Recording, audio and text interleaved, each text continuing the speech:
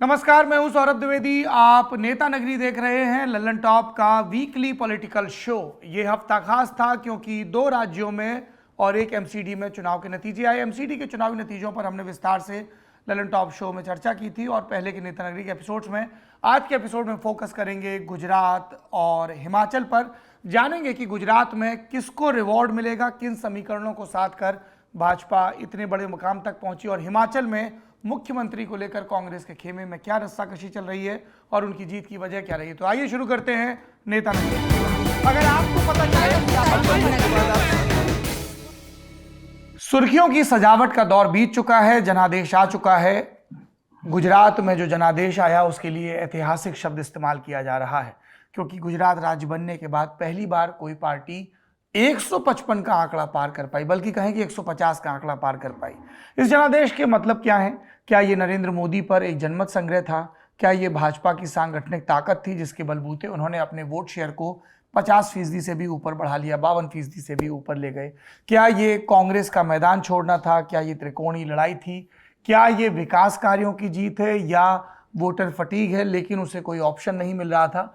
तमाम व्याख्याएं हैं। कोई सामाजिक समीकरण की जीत बता रहा है, कोई करिश्मा, तो कोई कह रहा है कि चुनौती दमदार नहीं थी और जो थी भी वो खासी तात्कालिक थी। 5 बरस तक शाश्वत विपक्ष नहीं रहता है, इसलिए ये सब हुआ। इन सब व्याख्याओं के बीच हमें लगा कि अब जब 24 घंटे बीत चुके हैं, रिजल्ट आए, तो तसल्ली से एक एक पहलू पर बात की जाए, क्योंकि पहले सब हाइपोथेसिस थी, अब उनके थ्योरीज में तब्दील होने का वक्त आ गया है। इसलिए लल्लन टॉप के इस वीकली प्रोग्राम नेता नगरी में हम पहले सत्र में बात करेंगे गुजरात चुनाव के बारे में। इस बातचीत में हमारे साथ कई वरिष्ठ मेहमान जुड़ रहे हैं। सबसे पहले मैं स्वागत करूंगा वरिष्ठ पत्रकार अजय उम्मट जी का, जो अहमदाबाद से हमारे साथ जुड़ रहे हैं। अजय जी, बहुत बहुत स्वागत है आपका नेता नगरी में। धन्यवाद, और आपको भी खूब शुभकामनाएं कि आपका आकलन बिल्कुल सही पड़ा। काफी सट्टे वाले आपको दुआ दे रहे हैं। अरे नहीं सर, सट्टे वालों की दुआ नहीं चाहिए, लेकिन पूरा स्टैटिस्टिक्स नजर आ रही थी कि अगर 2 अपोनेंट्स हैं और एक के पास 15% और एक के पास 25% जा रहा है तो वो कांटा 150 के पार जाएगा। बहरहाल हमारे साथ दूसरे मेहमान हैं द हिंदू से जुड़े हुए वरिष्ठ पत्रकार महेश लांगा जी। महेश, आपका बहुत बहुत स्वागत है नेता नगरी में। हमारे साथ तीसरी मेहमान हैं इंडिया टुडे ग्रुप से जुड़ी हुई गोपी घांगर, जिनको आप पहले भी नेता नगरी में दे चुके हैं। गोपी बहन, बहुत बहुत स्वागत है आपका। और मैं आपको वादा करता हूं कि अगले गुजरात चुनाव तक मैं पक्का फर्राटे में गुजराती बोलूंगा और तब आधा नेता नगरी गुजराती में ही होगा। हमारे साथ चौथी मेहमान हैं गुजरात से ही पत्रकार देवांशी जोशी। देवांशी, आपका एक बार फिर से स्वागत है नेता नगरी में। Thank you. और हमारे साथ हैं वरिष्ठ पत्रकार और मेरे मार्गदर्शक राहुल श्रीवास्तव जी। राहुल जी, आपके कार्यक्रम नेता नगरी में आपको मैं प्रणाम अर्पित करता हूं। कल आपने रिजल्ट देख लिए होंगे और मेरे ख्याल से आपको ये भी होगा, इल्म होगा कि पूरा चुनाव एक तरफ और एक नाच एक तरफ।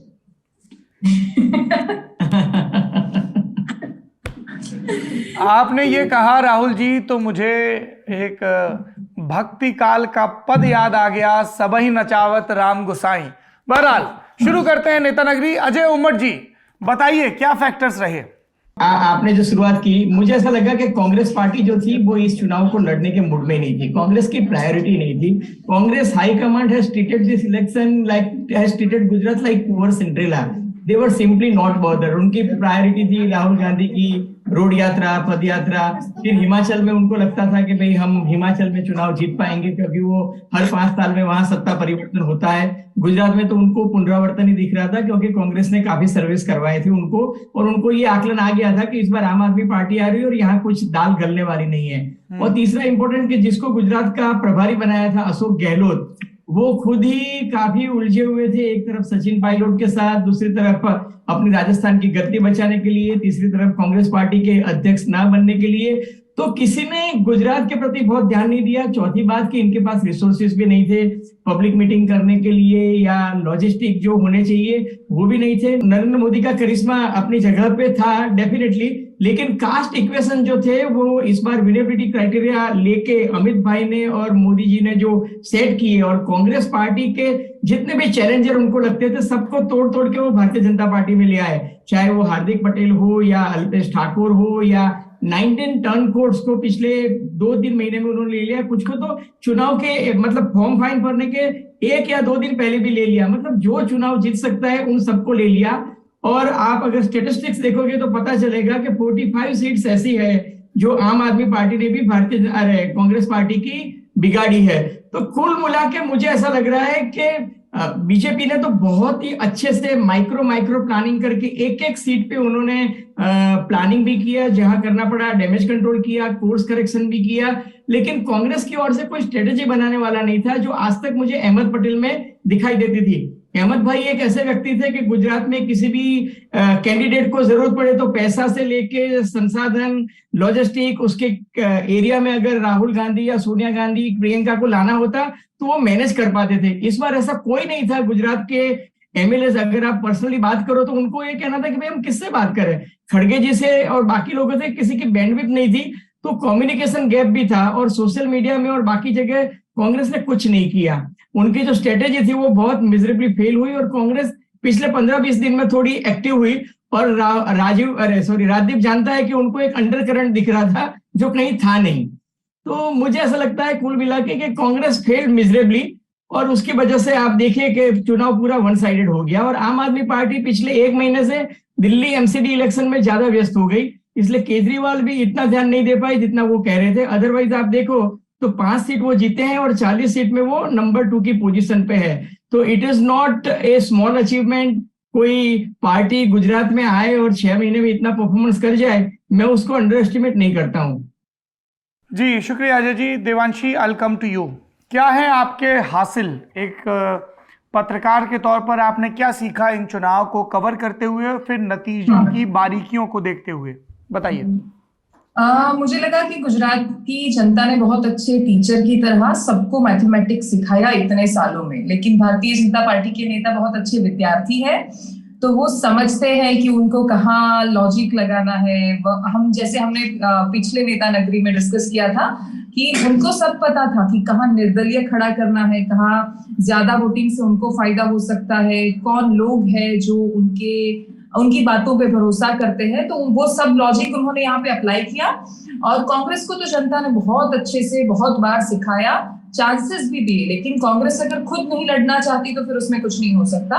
आम आदमी पार्टी पहला चुनाव लड़ रही थी, लेकिन पहले चुनाव में भी उनकी बहुत सारी गलतियां दिखी कि उन्होंने पूरा सेंटर एपीसेंटर बना के रखा था सूरत को, और उनके वोट सबसे ज्यादा आए हैं आदिवासी इलाकों में। और हम जब कवरेज के लिए जाते थे तो हमें ये समझ में आता था कि आदिवासी इलाकों में भी आम आदमी पार्टी पहुंच चुकी है, अंदरूनी गांवों में पहुंच चुकी है, तो उनको समझ में नहीं आया होगा, ये बात मुझे समझ में नहीं आ रही। तो शायद पता नहीं उनके पास क्या लॉजिक रहे, लेकिन उन्होंने वहां पे कांग्रेस को खत्म किया। वो सेकंड पोजीशन पे है। दाहोद की ऑलमोस्ट सीट ऐसी है, लिमखेड़ा जैसी सीट जहां बहुत क्लोज मार्जिन पे है, जहां जीत कर आए, वो चैतर वसावा वाली सीट हो या बाकी सब, तो कहीं पे आम आदमी पार्टी ने कोई ज्यादा परिश्रम नहीं किया था। अरविंद केजरीवाल ने दाहोद में जनसभाएं की हो या रैलियां की हो, ऐसा भी नहीं दिखा था। उसके बावजूद सब जगह पे आम Aadmi party almost second position पे पहुंची है बहुत सारी सीटों में, तो उसमें ये सारी सीटें भी है। तो आम आदमी पार्टी ने बहुत इग्नोर किया उस इलाके को, जो पूरा क्षेत्र आम आदमी पार्टी की फेवर में जा रहा था।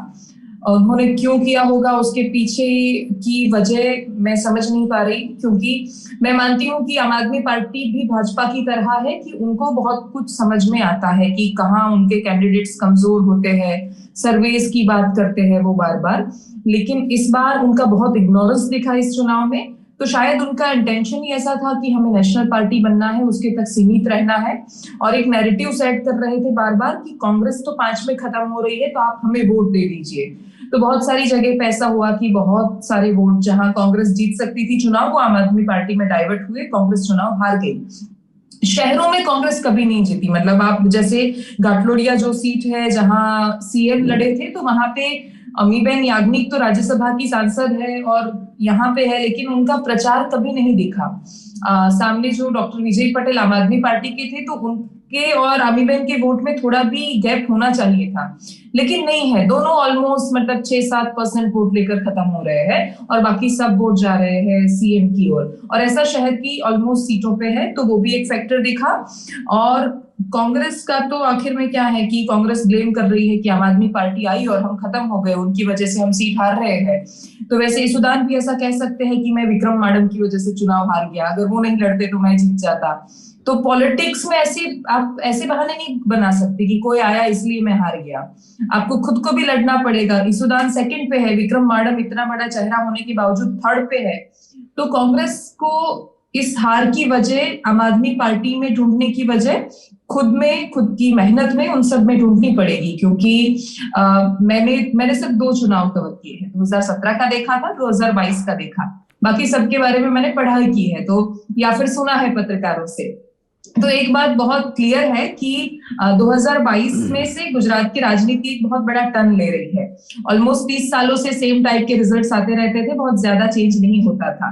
लेकिन आम आदमी पार्टी की एंट्री ये दर्शाती है कि अगर 5 साल तक कोई भी विपक्ष टिक कर रह पाया, लड़ेंगे, तो देश का और गुजरात का भी राजनीतिक इतिहास यही कहता है कि जब बहुत ज्यादा नंबर्स आते हैं तो जीतने के बाद संभाल कर रहना, जनता के मुद्दों को सुनना, ये सब बहुत ज्यादा जरूरी हो जाता है। क्योंकि विपक्ष में कोई नहीं है, विपक्ष में कोई नहीं होता तो जनता विपक्षी की तरह सोचती है, वो सरकार से थोड़ी जवाबदेही चाहती है कि सरकार हर चीज में जवाब दे। तो गुजरात में माधव सिंह सोलंकी 149 जीत कर आए थे और उसके बाद उनका डाउनफॉल थोड़े महीनों में ही शुरू हो गया था। लेकिन ये भारतीय जनता पार्टी है तो इतिहास हम समझते हैं, तो हमसे ज्यादा वो कई गुना अच्छा समझते हैं। और इसीलिए मुझे लगता है कि जो पिछले 5 सालों में परेशानियां देखने को मिली थी वो शायद कम देखने को मिलेगी। और अगर सरकार वैसी ही बेफिक्राई वाली नीति अगर दोहराती है तो फिर इस बार विपक्ष में जनता रहेगी, क्योंकि जनता जब बहुत ज्यादा वोट देती है तो फिर बहुत ज्यादा सवाल भी पूछती है। बिल्कुल वैलिड पॉइंट। और इसी से मेरा अगला सवाल उपज रहा है। महेश जी, मैं ये जानना चाहता हूँ कि चूंकि आम आदमी पार्टी का जिक्र हो रहा था कि अब उनको नेतृत्व का भी संकट होगा क्या, क्योंकि ईसुदान गढ़वी और गोपाल इटालिया दोनों चुनाव हार गए हैं। फोकस जाहिर सी बात है कि उन 5 विधायकों पर रहेगा जो बीजेपी की इस बड़ी लहर में भी चुनाव जीत कर आए हैं। महेश लांगा, जो नेतृत्व जो आम आदमी पार्टी ने यहाँ डेवलप किया, ईसुदान गढ़वी, गोपाल इटालिया, फिर वो पाटीदार अनामत आंदोलन समिति के लोगों को लिया जो धार्मिक मालविया एंड अल्पेश कथेरिया थे, वो सब तो चुनाव हार गए।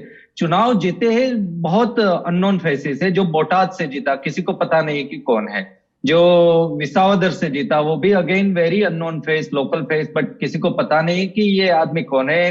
विसावदर का एमएलए तो कांग्रेस का था जो 2 महीने पहले ही बीजेपी में गया। जो अजय भाई ने बताया कि 2017 से 2022 के बीच 25 एमएलए कांग्रेस के बीजेपी में गए।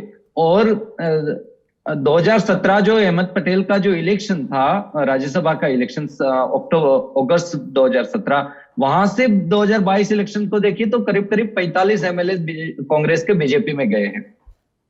तो कांग्रेस का तो विसावदर में वो चुनाव जो जीता है। बाकी जो एक चैत्र वसावा है, very well known face in Bharuch and Narmada district, but अब आप देखिए कि ironically Chaitar Vasava was looking for a ticket from Congress party and Congress people denied him. They said कि भाई हम पहले छोटू भाई से समझौता करेंगे, बाद में डिसाइड करेंगे। Then that fellow went to the Aam Aadmi Party, got a ticket and won a landslide mandate. Similarly in Bhavnagar seat, Garyadhar, that MLA, that Sudhir Waghani, who won the assembly election, he was looking for a Congress ticket, and probably Shakti Singh Gohil denied that no, he is compromised with BJP, we should not give him a ticket. He is Patel and will after winning the election he will go back, he will join BJP, and that fellow went to the Aam Aadmi Party and won the election. So अभी आम Aadmi party के जो 5 चेहरे, उसमें से चैतर एक ही है जो थोड़ा ट्राइबल इलाकों में वेल नोन फेस है। बाकी दूसरे 4 एमएलए है, उसका तो कोई बियॉन्ड देयर कॉन्स्टिट्यूएंसी कोई they are not known face. अभी जो देवांशी ने बात की कि जो ये it's is very intriguing that why Aam Aadmi Party did not focus on tribal seats only. There are 27 tribal resort seats in Gujarat. ये those seat में Aam Aadmi Party is number 2 in those tribal seats. They could have won tribal seats hands down because इतना massive undercurrent Congress के खिलाफ था. BJP जीती है only because Congress के खिलाफ इतना massive undercurrent था. इन आम आदमी पार्टी ने शायद पता नहीं deliberately या by default इतना फोकस नहीं किया जितना फोकस उसने सूरत में किया और सौराष्ट्र में किया. अगर 15-20 ट्राइबल सीट पे आम आदमी पार्टी ने फोकस किया होता with all their might and resources, they could have won most of those seats. Thank you Mahesh. तो जी तो अब आम आदमी पार्टी को देखना होगा कि उसका ये लीडरशिप जो हार चुकी उसको क्या करे, और जो 5 विधायक जो जीत के आए हैं असेंबली में उसको आगे करे, और जो Isudan and Gopal Italia and Alpesh Kathiria को बैकग्राउंड में रखे, या वो आम आदमी पार्टी को एक it will be very challenging task for Arvind Kejriwal to kind of execute. Thank you Mahesh. Gopi बहन, मैं आपके पास आ रहा हूं. भाजपा पर तो बात करेंगे ही विस्तार से, पर मैं कांग्रेस पर बात करना चाहता हूं. कांग्रेस के वो कौन से बड़े नेता हैं जो चुनाव हारे, और अब जितने बचे हैं उसमें भी क्या नेतृत्व को लेकर सिर्फ उटव्वल होगी? क्या ऑर्गेनाइजेशन के लेवल पर भी कोई बड़ा बदलाव हो सकता है? क्या अब ये कांग्रेस का मरसिया पढ़े जाने की शुरुआत है या वो बाउंस बैक करेंगे? गोपी. देखिए सौरभ जी, जब हम पहले चुनाव से पहले बात करते थे तो हम यही बात करते थे कि कांग्रेस के लिए ये चुनाव अस्तित्व का सवाल है, और वही हुआ. 17 सीट पे आके कांग्रेस सिमट गई है. कांग्रेस के लिए मतलब ये तीनों पार्टियों के लिए कहीं ना कहीं इतिहास बनाने वाली बात है कि बीजेपी सबसे ज्यादा नंबर्स लेके आई, कांग्रेस सबसे कम नंबर लेके आई, और आम आदमी पार्टी जो है उसने अपना अकाउंट गुजरात के अंदर खोल दिया. तो ये तीनों इतिहास हो गया ये पूरा चुनाव. लेकिन सवाल यहाँ पे ये हो गया कि देखिए, जहां तक हम बात करते हैं कांग्रेस की, कांग्रेस के लिए ये था कि अगर वो इस बार नहीं कर पाई, क्योंकि 27 साल की एंटी इनकम्बेंसी थी, लगातार ये चीजें लोग जो है वो महंगाई को लेकर सवाल उठा रहे थे, इतने आंदोलन हुए थे, लेकिन कांग्रेस जो है वो ग्राउंड पे कहीं नहीं दिख रही थी. कांग्रेस को के नेताओं से जब बात होती थी तो कांग्रेस के नेता ये कहते थे कि आपको आम आदमी पार्टी से ज्यादा सॉफ्ट कॉर्नर है, इसलिए आपको ऐसा लग रहा है कि आम आदमी पार्टी हमें डैमेज करेगी, अदरवाइज हमें आम आदमी पार्टी डैमेज नहीं कर रही है. लेकिन कल जब नतीजे आए तो 40 से ज्यादा ऐसी सीटें हैं जहां पर आम आदमी पार्टी ने बुरी तरीके से कांग्रेस को डैमेज किया है.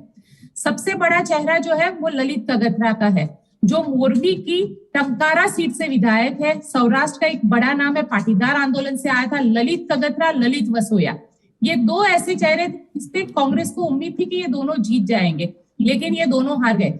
अमरेली का गढ़ अगर हम कहें कि परेश धानानी, अमरीश देव या प्रताप दुधार, जो आज दिन तक इतिहास में ऐसी करीब 7 सीटें थी जहां पर कभी बीजेपी जीत ही नहीं पाई थी, ऐसी 7 सीटों पर कांग्रेस हार गई है और बीजेपी जीत गई है. तो सवाल यहाँ पे ये है कि कांग्रेस ने खुद की ही ऐसी सीटें हैं जो बचाई नहीं. और दूसरी बात देखिए, जब चुनाव से पहले बात होती थी तो हम ये कहते थे, और आज भी कांग्रेस के अंदर ऐसा ही है कि चुनाव में कांग्रेस जो है एज अ पार्टी चुनाव नहीं लड़ती है, यहाँ पे इंडिविजुअल लीडर जो है वो चुनाव लड़ते हैं. अब वही जो इंडिविजुअल लीडर है उन्हीं टिकट दे रही है. अगर विधायक हो गए तो मतलब अगले साल का टिकट आपका कंफर्म माना जाता है कांग्रेस के अंदर, और वही चीजें कांग्रेस करती आई. अब कांग्रेस अगर देखें हम तो कांग्रेस को अब खुद भी सोचना पड़ेगा कि कांग्रेस को किस तरीके से गुजरात के अंदर दोबारा से खड़े होना है, क्योंकि 17 सीट, आप 78 पे थे जब 2017 में चुनाव हुआ, और उसके बाद इतना बुरा हाल तो 2002 के दंगों के वक्त भी नहीं हुआ था सौरभ, क्योंकि मैंने 2002 के दंगों के बाद गुजरात के अंदर हिंदुत्व का वो वेव देखा था. लेकिन जो प्राइम मिनिस्टर नरेंद्र मोदी के जरिए इन 20 सालों में किया गया, वो विकास और हिंदुत्व का एक ऐसा कॉकटेल बनाया गया जो गुजरात के लोगों को बेहद पसंद है. और यहाँ पे इसी कॉकटेल, विकास और हिंदुत्व के कॉकटेल पे अगर हम कहें तो आम आदमी पार्टी भी उसी राह पे चलना चाहती थी, और उसका फायदा भी उन्हें हुआ कि 5 सीट जहां आम आदमी पार्टी ने कभी नहीं सोचा था कि उनको यहाँ पे जीत मिल सकती है, वहां पे उन्हें जीत मिली है. और जहां पे उम्मीद थी वहां पे उनके जो लीडर्स हैं वो हार गए. लेकिन सवाल यहाँ पे ये खड़ा होता है, आम आदमी पार्टी अब जाके ये कह रही है कि हम 27 के लिए चुनावी मैदान में रहेंगे. अब 27 के लिए रहेंगे। यानी गुजरात में कांग्रेस को दोबारा से, गुजरात में कांग्रेस के नेताओं के लिए सौरभ ये कहा जाता है कि कांग्रेस के नेता जब सुबह निकलते हैं अपने घर से तो उनके कुर्ते की जो इस्त्री होती है ना वो खराब नहीं होनी चाहिए जब तक शाम को घर ना पहुंचे। तो ये एक साइकोलॉजी के साथ कांग्रेस के नेता काम कर रहे हैं। ऑन ग्राउंड अगर देखने जाए इतने विरोध हुए, इतने लोग आंदोलन कर रहे थे, लेकिन कांग्रेस के नेता कहीं नहीं दिखाई दिए, और आते हैं तो बहुत सोफिस्टिकेटेड वे में आंदोलन करते हैं, वहां पे प्रोटेस्ट करते हैं, अपने आप ही जाके वहां पे पुलिस वैन रहती है उसमें बैठ जाते हैं। ये कांग्रेस, क्योंकि इतने सालों से कांग्रेस है जो इसी साइकोलॉजी पे आगे चल रही। अब कांग्रेस को खुद के लिए सोचना होगा, ये मुझे पर्सनली लगता है। अगर, क्योंकि विपक्ष के तौर पर भी 17 सीट ही आई है, अगर कांग्रेस ने खुद को यहाँ पे खड़ा नहीं कर पाया तो 2027 में हो सकता है कि आम आदमी पार्टी जो है, क्योंकि ये जो अब जंग खेला जाएगा वो बीजेपी बनाम आम आदमी पार्टी होगा, कांग्रेस कहीं नहीं होगा। और ये जो तमाम बड़े चेहरे नजर आ रहे थे, फलाने राहुल गांधी के क्लोज हैं, ढिकाने बहुत प्रतिष्ठित पॉलिटिकल परिवार से आते हैं, उन सब का क्या हुआ? देखिए, ज्यादातर जो चेहरे हैं वो हार चुके हैं। जो बहुत ही कम, जैसे हम लेते हैं अर्जुन मोढवाडिया की अगर बात करते हैं तो अर्जुन मोढवाडिया चुनाव जीते हैं, लेकिन कहीं ना कहीं एक प्रॉपर स्ट्रेटेजी के तहत वो चुनाव लड़े, और उनका टारगेट जो था वो खुद की सीट के लिए ही था, वो पूरी कांग्रेस पार्टी के लिए नहीं था। देखिए, सवाल यहाँ पे ये खड़ा होता है कि कांग्रेस के ऐसे चेहरे जो एक्चुअल ग्राउंड पे जाने चाहिए, जो युवा चेहरे के तौर पर आप उसे पेश करें। आज हालात ये है कि कांग्रेस के साथ युवा चेहरे जुड़ना नहीं चाहते। अगर जुड़ेंगे तो उनको कहीं ना कहीं ये दिल में रहता है कि यहाँ पे जुड़ो और फिर बीजेपी में चले जाओ, अच्छी पोजीशन मिल जाएगी। अब देखिए हार्दिक पटेल का क्या हुआ। हार्दिक पटेल कांग्रेस के साथ जुड़े, बीजेपी से चुनाव लड़ रहे हैं। अल्पेश ठाकुर कांग्रेस के साथ जुड़े, बीजेपी से चुनाव लड़के जीत गए। तो यही एक साइकोलॉजी जो है वो अब लोगों के जहन में भी आ गई है, और कांग्रेस को इसको लेकर भी सोचना चाहिए, क्योंकि पिछले 2007 से लेकर 2022 के इन सालों का अगर हम देखें तो करीब 60 से ज्यादा ऐसे नेता है जो कांग्रेस को छोड़कर बीजेपी में चले गए और बीजेपी में बहुत अच्छी पोजीशन पर है। तो एक नेताओं की भी ये साइकोलॉजी जो है वो गुजरात के अंदर सामने आती है कि कांग्रेस में जुड़े और उसके बाद 2, 4, 5 साल के बाद वो बीजेपी में चले जाएंगे। थैंक यू गोपी। राहुल श्रीवास्तव जी, मैं आपसे ये जानना चाहता हूँ कि गुजरात के जनादेश को राष्ट्रीय राजनीति के संदर्भ में कैसे पढ़ा जाएगा। एक बड़ी दिलचस्प व्याख्या में देख रहा था कि बीजेपी के लिए खुशियाँ मनाने की सब वजह हैं, लेकिन चिंता की एक वजह यह है कि राज्य के स्तर पर नरेंद्र मोदी के दौर में उनका कोई ऐसा प्रभावशाली नेतृत्व विकसित नहीं हो पा रहा है, एक योगी आदित्यनाथ के अपवाद को छोड़कर, जिसका अपना क्लाउट हो और वोट कैचिंग एबिलिटी हो। इसीलिए उत्तराखंड में जैसे पार लग गया, पर पुष्कर सिंह धामी खुद अपनी सीट हार गए, तो लोगों को लगा कि हिमाचल भी पार लग जाएगा। लेकिन वहाँ पर हार की जो तमाम वजहें गिनाई जा रही हैं, उसमें एक वजह यह भी है कि जयराम ठाकुर को लोगों ने मुख्यमंत्री के तौर पर स्वीकार नहीं किया।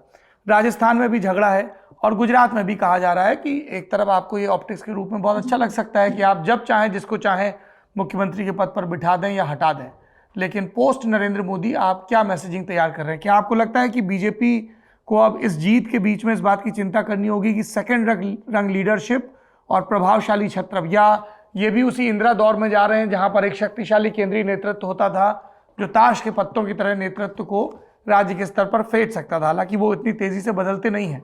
इसकी उलट भी एक आलोचना हुई कि झारखंड में रघुवर दास और हरियाणा में मनोहर लाल खट्टर को लगातार लॉन्ग रोप दी गई। राहुल श्रीवास्तव जी, ये जो हमने अभी तक बात करी इस चुनाव की, आपने नेशनल इम्प्लीकेशन मुझसे पूछा, उसके पहले इसका एक स्टेट इम्प्लीकेशन है। स्टेट इम्प्लीकेशन जो है, देखिए क्या है कि जीत के टाइम पे थोड़ा सा एक one should give credit to the party which has performed 27 साल की एंटी इनकम्बेंसी। पिछला एक चुनाव जो कि नेगेटिव रहा था, काफी ग्राउंड लूज किया था। ऐसे में एक ऐसा इलेक्शन जिसको अगर आप एनालाइज करेंगे कि जिस पार्टी के खिलाफ एंटी इनकम्बेंसी है वो अपना वोट शेयर करीब 3% के करीब बढ़ा लेती है, राइवल्स का वोट शेयर कम हो जाता है, उनकी सीटें disproportionate to the loss of vote bank, उनकी सीटें भी कम हो जाती हैं। नया एंट्रेंट है, वो उस लेवल पे नहीं पहुंच पाता जिसपे कयास लगाए जा रहे थे, जो एक जिसे इंटेंट एंड प्रॉमिस कहा जा रहा था आम आदमी पार्टी का, वो नहीं होता है। मेरे ख्याल से इवेंचुअली एक बड़ा इंटरेस्टिंग फिनोमिना है। क्या है कि हम अपने आप को बहुत गुरु इसलिए नहीं मानना चाहिए क्योंकि जो पब्लिक है ये ऐसी है कि ये पॉलिटिकल और डेमोग्राफिक नए फिनोमिना देती है देश में। और मैं क्या है कि दो बड़े विद्वान लोग बैठे हैं गुजरात के, मैं इन उमद साहब से और महेश जी से ये बात उनके सामने रखूंगा कि एक फिनोमिना आया है जहां पे मेरा वोट जो है वो विपक्ष को जाने पे बेकार हो जाएगा, तो I am either not voting और I am voting for the party which is likely to win the election. Now ये जो एक फिनोमिना इमर्ज किया है ये एक पॉसिबिलिटी है। दूसरा, हम सेलिब्रेट करते हैं कि 1980s में माधव सिंह सोलंकी ने खाम थ्योरी लाए और उन्होंने 149 का रिकॉर्ड बनाया। लेकिन इस डिबेट में एक चीज जो आप कल से अब रिजल्ट देखिए नहीं आ रही है कि ऐसा कुछ किया गया है विच हैज बेटर्ड खाम, यानी खाम से बेटर किया गया है। अब खाम से बेटर क्या किया गया है? अगर आप वापस खाम थ्योरी पे जाते हैं, क्षत्रिय, हरिजन, आदिवासी और मुस्लिम पे, तो उस समय पे पाटीदार, ब्राह्मण, बनिया, इन लोगों को नाराज किया गया था। कांग्रेस ने इनको दरकिनार कर दिया था, देखा ध्यान नहीं दिया था। और वो आकर के वहीं से शुरुआत थी कि पाटीदारों का जो बीजेपी से प्रेम शुरू हुआ वो वहां से शुरू हुआ। वो आज रिजल्टेंट है। पिछली बार डिस्पाइट, यानी इतने बड़े आंदोलन के बावजूद बीजेपी करीब 24 सीटें जो है वो जीत गई थी। नाउ अगर आप इस बार अगर देखते हैं तो टोटल जो इन्फ्लुएंस माना जाता है 53 सीटों का पाटीदार्स का, उसमें से 47 सीटें बीजेपी जीतती है, 4 जाते हैं पाटीदार आम आदमी पार्टी के लिए, 2 हैं कांग्रेस के। अगर आप ओबीसी में जा रहे हैं तो 8 सीटें बीजेपी ले जा रही है, 52% वोट है 57% पाटीदारों का। आप अगर इसको एनालाइज करेंगे तो मैं खाम को एक रीशेप करूंगा कि एक इमर्जिंग वोट बैंक बीजेपी ने क्रिएट कर लिया है। उसको आप पाउट करें POUT या POTU, पाटीदार, ओबीसी, ट्राइबल और अपर कास्ट का एक वोट सम्मिश्रण क्रिएट किया है बीजेपी ने, जो कि बीजेपी को इस लेवल पे ले आया है कि बीजेपी ने वर्चुअली ऑपोजिशन को डेसिमेट कर दिया है। हम आपकी बात कर रहे हैं कि 5 जो उनके जीते हैं उनकी बात हम कर रहे हैं। ये बात नोन है गुजरात में कि अमित शाह, हर्ष और तमाम बीजेपी, CR पाटिल, इन लोगों के बीच में एक आपस का एक वो था, तय मसौदा था कि उनके इलाके में आप देखा जाएगा कि आप नहीं जीते। ये उनके आपस में अंदर एक इनर डील थी कि साहब ये देख लीजिएगा कि आपके इलाके में ना जीते। और उसको लेकर के जब इस लेवल पे आए हैं, अगर दिल्ली में बीजेपी छोटी पार्टी है असेंबली में, उसके बावजूद नाक में दम करे रहते हैं। पिछली बार 77 कांग्रेस के आए थे, सबको याद है कि कितने लोग तोड़ करके बीजेपी अपने साथ ले गई थी, और उन्हीं लोगों को अपनी उस कास्ट की जो इक्वेशन जहां कमजोर पड़ती थी सौराष्ट्र और तमाम इलाकों में, बीजेपी ने उसको घुसा करके उनको लेकर के, जैसे गोपी ने कहा या किसी ने कहा था कि नेता खड़े करें, बीजेपी ने विनेबिलिटी एलिमेंट बना करके नेताओं को जिताया। अब इस स्टेट में अगर आप देखिए तो आम आदमी पार्टी के जो जीते हैं, मैं ये कहूंगा कि ये वो मेमने हैं जिन पे हमेशा चील और गिद्ध का खतरा बना रहेगा। ये कितने दिन रहते हैं, ये जो विद्वान लोग हैं गुजरात से ये बात कहेंगे कि क्या ये कितने दिन रह पाएंगे। 5 ही हैं, बहुत ज्यादा तोड़फोड़ की जरूरत नहीं है, क्योंकि बड़े होते हैं तो ग्रुप तो तोड़फोड़ में मुश्किल होती है। ये एक एलिमेंट जो है कि बीजेपी ने एक नया पॉलिटिकल फिनोमेना गुजरात में क्रिएट किया है। ये एक नेशनल इम्प्लीकेशन है सोनम। क्या है कि जब एक पॉलिटिकल पार्टी एंट्रेंच्ड हो, इतने लंबे समय से हो, उसके बाद एक ऐसा फिनोमेना करे कि पॉलिटिकल इक्वेशंस पलटाएं, वो एक नेशनल इक्वेशन है। It can be replicated across in the country. कल अगर यूपी जैसे राज्य में जहां बीजेपी 2 बार से आई है और अगर उसके लिए परेशानी है, तो बीजेपी अपनी उसमें किस तरह से फेरबदल करेगी अपने कास्ट इक्वेशंस में, वो एक देखने वाली इंटरेस्टिंग फिनोमेना है।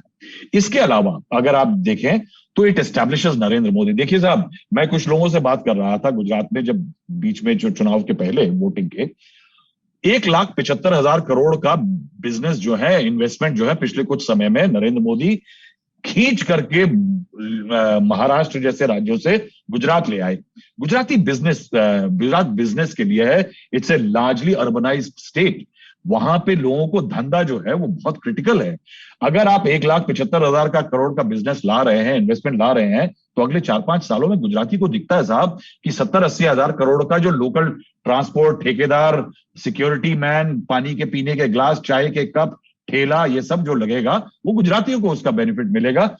उनके लिए ये बात बहुत अहम है कि नरेंद्र मोदी ने अपना हिंदुत्व को डाइल्यूट नहीं किया है। नरेंद्र मोदी के लिए एक बात याद रखिए, Gujarat is a highly polarise state और वहां पे हिंदुत्व एक बहुत बड़ा एलिमेंट है। नरेंद्र मोदी ने एल.के. आडवाणी की तरह गलती नहीं करी है, उनका हिंदुत्व का एलिमेंट जो है बिल्कुल बरकरार है। That is very critical for Narendra Modi.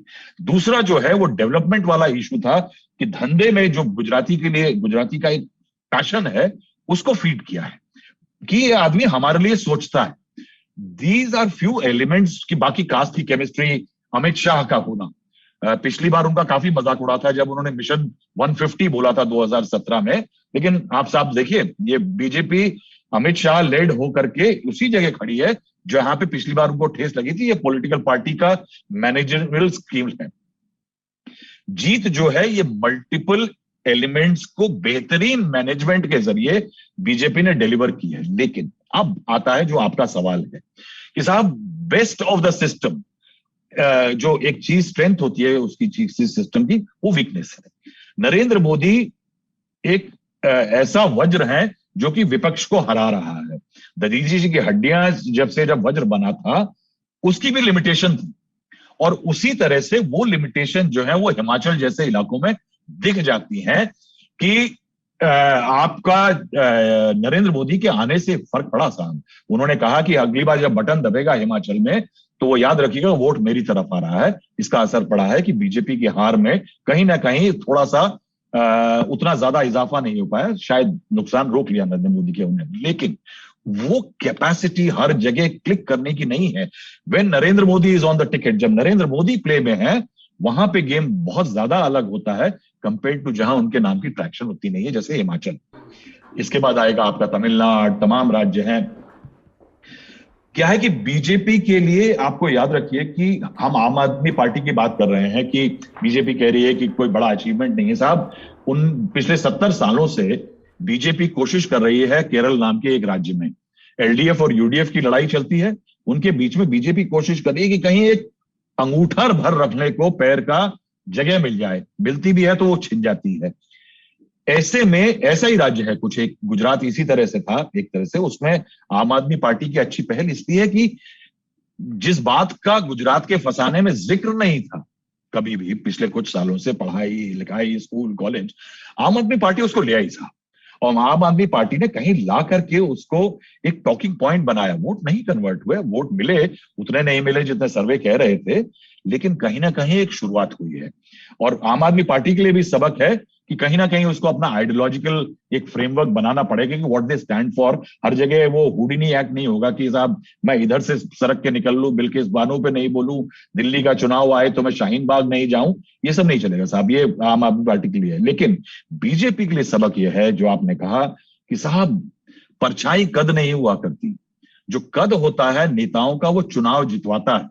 और अगर आप अपनी सूरज की रोशनी में नेता को, छोटे से नेता को खड़ा कर दें और कहें कि साहब बड़ी लंबी परछाई है इसकी, तो वो नेता बहुत बड़ा नहीं होगा और पार्टी को चुनाव नहीं जिता पाएगा। मैंने आपके प्रोग्राम में पहले भी कहा था कि एक क्राइसिस आ रही है बीजेपी में कि पहले नरेंद्र मोदी से छोटे कद का ढूंढा जाना पड़ता था, लेकिन अब क्या हो गया है कि सब अमित शाह भी प्ले में, तो उनके कारण से ये होने लगा है कि अब लीडरशिप का एक साइज जो तय हो रहा है वो क्या ऐसा तय हो रहा है कि वो बीजेपी के लिए कल का लीडर बनेगा। जयराम ठाकुर उस पैमाने पे फेल हो गए और शायद ये फेलियर जो है बीजेपी के लिए सबक है कि आप देखिए कर्नाटक में वो मुश्किल में है क्योंकि उनके पास चलिए चॉइस नहीं है, लिंगायत उनको ढूंढना है। लेकिन बाकी राज्यों में भी आपके पास हेमंत बिश्व शर्मा नहीं है, वो आपने कांग्रेस से इंपोर्ट किए हैं, आपके पास योगी आदित्यनाथ दूसरा नहीं है। ये लीडरशिप की क्राइसिस जो है वो लंबी कुछ समय आने के बाद बीजेपी को जरूर खलने वाली है क्योंकि राज्य ही प्रधानमंत्री बनाते हैं। Thank you Rahul ji. राजदीप सरदेसाई भी हमारे साथ जुड़ गए हैं। राजदीप जी, आपके लिए पॉलिटिक्स के स्टूडेंट के तौर पर गुजरात के मैंडेट के क्या हासिल हैं, बताइए। देखिए, कई मायने हैं। एक तो आपको गुजरात तक जो सीमित है वो है कि गुजरात, मैं समझता हूं, एक लॉ का टर्म है सुई जेनेरिस, कई लॉयर्स उसका इस्तेमाल करते हैं, यानी अलग सा राज्य है। जो आपने गुजरात में देखा है कि एक पॉलिटिकल पार्टी लगातार 27 साल 46% वोट से नीचे नहीं गिरती, इस बार 52% से आती है। यह कभी देश के इतिहास में नहीं हुआ। लेफ्ट के जो वोट्स थे 37% तक सीमित थे। 27 साल लेफ्ट का भी राज था, 77 और 2011 के बीच में 34 ईयर, सॉरी, लेकिन उसमें कभी भी लेफ्ट का वोट 37% से आगे नहीं गया। यहां 52% से आप जाते हैं और 46% से नीचे नहीं आते। तो एक बीजेपी एक डोमिनेंट पार्टी स्टेट बन गई है। और डोमिनेंट पार्टी स्टेट मैं क्यों कहूंगा, एक तो हिंदुत्व की राजनीति, जिससे कहीं ना कहीं एक पोलराइजेशन धार्मिक स्तर पर होता है। दूसरा, जो मैनेजमेंट, जो गोपी बहन कहती है मैन टू मैन मार्किंग, हर कंस्टिट्यूंसी में आप व्यक्ति भेजते हैं। पेज समिति, जो हर 30 वोटरों के लिए आपकी 5 या 6 लोग आप नियुक्त करते हैं। चौथा, नरेंद्र मोदी का करिश्मा। ये चारों जब एक साथ आते हैं और दूसरी तरफ गणित जो होती है वो डिवाइडेड ऑपोजिशन की हो जाती है। करीब 40-45 ऐसे सीटें हैं जो शायद कांग्रेस जीतती अगर आम आदमी पार्टी ना होती या विपक्ष एकजुट होता। तो एक बात साफ है कि बीजेपी के लिए गुजरात डोमिनेंट पार्टी है, कि बीजेपी को गुजरात में हराना न केवल मुश्किल है, नामुमकिन है इस समय, क्योंकि एक तरह से पूरा कब्जा कर दिया है नरेंद्र मोदी जी, अमित शाह और बीजेपी के संगठन, और मैं कहूंगा संघ परिवार के संगठन, न केवल बीजेपी, विश्व हिंदू परिषद, अलग अलग सैफरन ब्रदरहुड जिसे कहते हैं, वो पूरी तरह से गुजरात पर हावी है। इस चुनाव ने दिखाया, अगर ये आम आदमी पार्टी और कांग्रेस साथ भी आते तो भी हमारे आंकड़े दिखाते हैं बीजेपी को 124 सीटें आती, जो एक 2/3 बहुमत होती। तो मुझे लगता है एक मानना पड़ेगा कि बीजेपी ने अपने प्रयास, अपने लगातार परिश्रम से एक हिंदुत्व स्टेट एक तरह से बनाया, या मोदित्व जिसे मैं कहता हूं, मोदित्व स्टेट बनाया। अब सवाल उठता है जो आपने राहुल जी से भी पूछा कि इसका नेशनल परिणाम क्या होता है। क्योंकि आज आप देखिए सौरभ भाई, देश की तस्वीर, 17 ऐसे राज्य हैं जहां एनडीए की सरकार है, 7 ऐसे राज्य हैं जहां यूपीए की सरकार है या यूपीए से जुड़े हुए हैं, और 9 हैं जो अन्य पार्टियों से, यानी 30 में से 17। आप कांग्रेस को देखिए या अन्य पार्टियों को देखिए, वो धीरे धीरे कई राज्यों में कमजोर हुए हैं, इसमें कोई दो राय नहीं है। लेकिन ये बात भी सही है कि एक मोदी मॉडल जो गुजरात में चलता है, जहां Modi son of the soil है, जमीन से जुड़ा हुआ वहां का नेता है, वहीं उसकी जन्मभूमि रही है, कर्मभूमि रही है, वही मोदी जी को जब आप हिमाचल ले जाते हैं तो आपकी एक लिमिटेशन होती है, क्योंकि वहां की जो परिस्थिति है, वहां की एंटी इनकम्बेंसी है, वहां के लोकल मुद्दे हैं, वो अलग होते हैं। उसको मोदी जी अपने करिश्मा के बावजूद ओवरकम नहीं कर पाते हैं।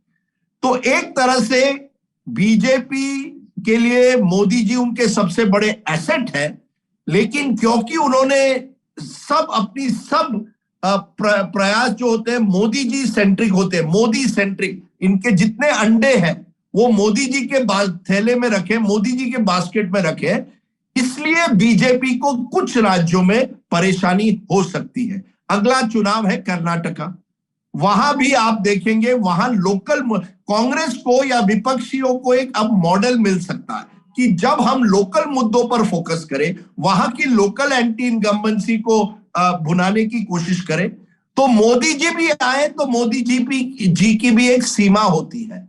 और वो मुझे लगता है एक बड़ा इससे एक टेक अवे है कि there is a limit to the Modi model. The Modi model is very successful in some parts of the country. Modi model national election पे बहुत चलेगा। देखिए, जब 2024 का चुनाव आएगा, इसी हिमाचल में आप देखेंगे जहां पिछली बार बीजेपी को 69% वोट मिले थे, वहां अगर नरेंद्र मोदी 2024 के जनरल इलेक्शन, आम चुनाव के पहले जाए, तो शायद बीजेपी को उसी तरह से या 4 में से 3, 4, चारों सीट मिल सकती है, क्योंकि फिर वो लीडरशिप का बैटल बन जाता है। जो नेशनल इलेक्शन बन रहे हैं वो लीडरशिप के इलेक्शन बन रहे हैं, स्टेट इलेक्शन बन नहीं रहे। ये चुनाव भूपेंद्र पटेल पर नहीं लड़ाया गया है गुजरात में, ये चुनाव जयराम ठाकुर पर भी नहीं लड़ा हिमाचल में, ये वहां के लोकल मुद्दों पर लड़ा गया। और इसी तरह से मुझे लगता है ये जो एक हमारे राज्य में आप जो वोटर है वो बिल्कुल देखिए किस तरह से वोटिंग कर रहा है। दिल्ली का आप लीजिए सौरभ भाई, 2019 लोकसभा में सभी 7 सीटें बीजेपी के पास आती है, 50 से ज्यादा % वोट होता है। उसी के 6 महीने बाद दिल्ली असेंबली चुनाव होता है। उसी चुनाव में अरविंद केजरीवाल को 62 आउट ऑफ 70 सीट्स मिलते हैं, 50% लगभग के ऊपर उनका वोट होता है। उसी के बाद 2 साल बाद अब एमसीडी के चुनाव आते हैं, आम आदमी पार्टी को 12% का घाटा होता है और छोटी सी मेजॉरिटी मिलती है। यानी हर चुनाव को वोटर अलग नजरिए से देख रहा है। हम कभी कभी इसी में फेल होते हैं कि हम हर चुनाव को एक तरफा देखते हैं। हमारी राजनीति बिल्कुल अब बदल गई है। एक राजनीति जनरल इलेक्शन, स्टेट इलेक्शंस और म्युनिसिपल इलेक्शंस में बिल्कुल अलग हो गई है। और विपक्ष को अगर इस मोदी अमित शाह के जगरनॉट को टक्कर देना है तो उन्होंने लोकल मुद्दों पर ध्यान देना पड़ेगा, जैसे उन्होंने कुछ हद तक हिमाचल में दिया और उनको वहां सफलता मिली। और बीजेपी को भी तय करना पड़ेगा कि क्या केवल आप हर राज्य में रिमोट कंट्रोल मुख्यमंत्री से अपनी राजनीति चलाएंगे। गुजरात में चलेगा उस तरह की राजनीति। गुजरात में आज सरकार कौन चला रहा है? जितने भी लोगों से मैंने पूछा उन्होंने मुझे कहा कैलाश नाथन जो है वहां के जो मोदी जी के जो प्रिंसिपल सेक्रेटरी रहे थे, he is the most powerful person. तो एक तरह से आपने वहां अपनी अभी भी मोदी जी की छवि वहां बिल्कुल डोमिनेंट है, पर आप वही राजनीति कर्नाटक में नहीं कर पा रहे हैं, क्योंकि वहां की राजनीति बिल्कुल, वहां की बीजेपी भी अलग है। वहां की बीजेपी में कई लोग ऐसे हैं, मेजॉरिटी जो कांग्रेस से कई लोग आए हैं। उस राजनीति में आप किस तरह से मोदी जी के नाम पर स्टेट इलेक्शन जीत पाएंगे, इस पर बहुत सवाल है। अब जब आप उड़ीसा जाएंगे, क्योंकि ये these are all crucial states for 2024 also. Thank you Rajdeep ji, मैं आऊंगा इस पर, नेशनल पर चर्चा करूंगा। हमारे जो गुजरात के मित्र हैं, एक बार मैं फिर से उनका रुख कर रहा हूं। अजय जी, महेश जी, देवांशी और गोपी, आप चारों लोगों के लिए सवाल है। नरेंद्र मोदी फैक्टर पर खूब बात हो गई। मैं ये जानना चाहता हूं वो कौन से स्थानीय नेता और स्थानीय फैक्टर रहे जो बीजेपी की इस बड़ी जीत में प्रभावी रहे, पॉइंट 1। पॉइंट 2, अब रिवॉल्ट की बारी है, कौन कौन कतार में है, नए सत्ता समीकरण क्या है? We'll start with Gopi this time. बिल्कुल सौरभ, देखें तो अगर गुजरात में बात की जाए तो ऐसे बहुत ही कम मुद्दे हैं जो सामने आते दिखते हैं कि नरेंद्र मोदी के चेहरे को छोड़कर लोगों ने वोट डाले। यहाँ पे जो भी मुद्दे हैं वो उसमें सिर्फ एक ही मुद्दा मेन रहा जो इलेक्शन के, इस पूरे इलेक्शन का 1 महीना जो हम कहेंगे उसमें पिक्चर में रहा, वो है सिर्फ और सिर्फ प्रधानमंत्री नरेंद्र मोदी। आप देखिए आखिरी जब उनकी जनसभा हो रही थी तब उन्होंने कहा कि यहाँ पे लोग, जब मैं गुजरता हूँ तो लोग कह के बुलाते हैं वो नरेंद्र भाई, यानी वो खुद को एक कनेक्टिविटी के साथ जोड़ते हैं। लोगों के साथ की जो कनेक्टिविटी है वो सबसे बड़ा मुद्दा है। और दूसरा कि जिस तरीके से चाहे वो रोड शो करते हैं या किसी भी तरीके से जनसभा में भी जाते हैं तो उनके जो लोकल चीजें रहती है वो लोकल लोगों से कनेक्टिविटी बनाते हैं। गुजराती में बात करना, गुजराती उनको आती है, गुजरात में इतने साल मुख्यमंत्री रहे, तो लोगों से एक कनेक्टिविटी रहती है और वो कनेक्टिविटी ज्यादा एस्टेब्लिश हो जाती है जब रीजनल लैंग्वेज में बोला जाता है। दूसरा जो हमने खूब डिस्कस किया है पहले के भी नेता नगरी में कि नरेंद्र मोदी फैक्टर, इसीलिए हमने जनमत संग्रह शब्द इस्तेमाल किया। क्या स्थानीय नेताओं का भी तो अपना कुछ असर होगा या सिर्फ केवल नरेंद्र मोदी के नाम पर पार लग रही है, हर जगह नहीं है? बिल्कुल, राम के नाम पे पत्थर तैरते हैं, वैसे नरेंद्र मोदी के नाम पे बीजेपी में नेता जीत रहे हैं। अच्छा, यहाँ पे तो फिलहाल रिवॉर्ड किसको मिलेगा अब? देखिए, सरकार को लेकर आज भूपेंद्र पटेल गए थे राज्यपाल के पास, उन्होंने अपना इस्तीफा दे दिया, पूरा कैबिनेट जो है वो इस्तीफा दे दिया है। कल विधायक दल की मीटिंग मिलने वाली है और विधायक दल की मीटिंग के बाद वैसे तो CR पाटिल ने कल बोल ही दिया है कि भूपेंद्र भाई ही हमारे अगले मुख्यमंत्री रहेंगे, लेकिन अब मंत्रिमंडल में स्थान किसे मिलेगा, क्योंकि देखिए मंत्रिमंडल में जो स्थान देना है, अब ऐसे चेहरे रहेंगे जो चेहरे पहली बार चुनाव में का शायद जीत के भी आए। हार्दिक पटेल का नाम भी काफी चर्चा में है कि उनको भी मंत्रिमंडल में स्थान मिल सकता है। साथ ही अल्पेश ठाकोर जब बाई इलेक्शन में गुजरात में चुनाव लड़ रहे थे, तब बार बार अपनी जनसभाओं में कह रहे थे कि आप मुझे जिता दो, मैं लीली पेन यानी ग्रीन पेन से साइन करता हुआ आपको दिखूंगा मंत्रालय में। अब अल्पेश ठाकोर को भी मंत्री बनने का सपना है, उसका भी क्या होता है ये भी देखने वाली बात रहेगी। साथ ही अगर देखने जाए तो हर्ष संघवी के साथ जो पूरा एक भूपेंद्र पटेल वाला जो मंत्रालय था, जिसमें सारे कैबिनेट मंत्री और राज्य कक्षा के जो मंत्री थे, हो सकता है उनमें से करीब 10 से ज्यादा लोगों को स्थान दोबारा से मिले। ठीक है महेश जी, कौन से नामों पर चर्चा चल रही है? शंकर चौधरी जो दोबारा जीत कर आ गए हैं 5 साल के गैप के बाद। कांग्रेस के कई कद्दावर नेता चुनाव से पहले भाजपा में शामिल हुए और जीते, और कई यंग टर्क्स भी अपनी बारी का इंतजार कर रहे हैं। जी बिल्कुल, शंकर भाई जो आनंदीबेन की गवर्नमेंट में बिफोर एंड विजय रूपानी की गवर्नमेंट में एमओएस थे, शायद इस बार बहुत भारी रिस्पॉन्सिबिलिटी से गवर्नमेंट में री एंट्री होगी। बाद में जो गोपी ने कहा, हार्दिक एंड अल्पेश एंड बलवंत सिंह राजपूत जो अहमद पटेल के सामने राज्यसभा चुनाव हार गए थे, वो भी इस बार असेंबली में जीत के आए हैं, तो वो भी शायद एक मंत्री के रूप में आएंगे। बाद में हर्ष संघवी है, फिर जो अहमदाबाद में जीतू वाघानी है, फिर ये मिस्टर देसाई है जो फाइनेंस एंड एनर्जी मिनिस्टर के दोनों पोर्टफोलियो इंपॉर्टेंट पोर्टफोलियो हैंडल करते हैं, वो भी आए। वैसे रेवेन्यू में जो रेवेन्यू मिनिस्टर थे उसको टिकट नहीं मिला, फिर बहुत सारे social justice and empowerment minister को टिकट नहीं दिया था, तो वैसे में बहुत सारे डिपार्टमेंट खाली भी है। तो मुझे लगता है कि अभी कोई बार्गेनिंग का, क्योंकि नंबर्स इतने हैं बीजेपी के पास, तो कोई बार्गेनिंग का कोई, जो लास्ट टाइम नितिन भाई ने कहा था कि मुझे फाइनेंस नहीं दिया तो 10 दिन नहीं आए and then party was forced to hand him over the finance department. अब तो उस कैपेबिलिटी में कोई, अब उस कैपेसिटी में कोई नहीं है जो आर्बिट्रेज कर सके। पर मुझे लगता है कि रीजनल रिप्रेजेंटेशन का बहुत ख्याल रखा जाएगा और कास्ट रिप्रेजेंटेशन का भी बहुत ख्याल रखा जाएगा कि ठाकुर समाज से कौन है, इस समाज से कौन है, उस समाज से कौन। जी महेश जी। हाँ, एक और बात, जो अगर ये हार्दिक, अल्पेश, बलवंत सिंह, फिर जो गोधरा से जीते दूसरी बार बीजेपी से जीतते आए सीके राहुल जी, अगर वो सब आते हैं तो ये एक होगा जो रूपानी की गवर्नमेंट को एक रेपुटेशन बना था, परसेप्शन बना था कि सीएम बीजेपी का है लेकिन मिनिस्टर सारे कांग्रेसी है। तो अब इस बार पार्टी हाईकमांड क्या स्टैंड लेती है कि बहुत सारे जो कांग्रेस टर्नकोट्स को लेना है, मिनिस्ट्री में स्थान देना है कि क्या, बिकॉज अजय भाई ने बोला कि almost 45 MLA of BJP have direct और indirect roots with the Congress. Devanshi, I want your closing remark. अब इससे आगे क्या, अगले 5 बरस कौन सी चीजें हैं जो भाजपा सरकार की प्राथमिकता पर रहेंगी गुजरात में?